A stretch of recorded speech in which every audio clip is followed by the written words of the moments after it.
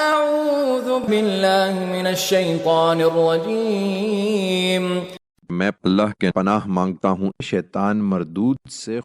فوسوس إليه الشيطان قال يا آدم هل أدلك على شجرة الخلد وملك لا يبلى۔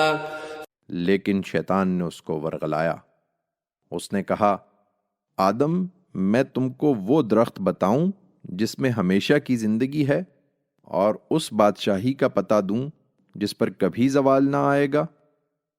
فأكلا منها فبدت لهما سوآتهما وطفقا يخصفان عليهما من ورق الجنة وعصى آدم ربه فغوى۔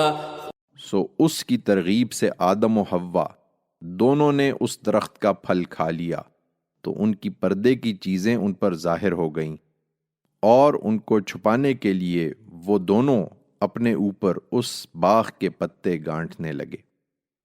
اس طرح آدم نے اپنے پروردگار کی نافرمانی کی اور راہ راست سے بھٹک گیا۔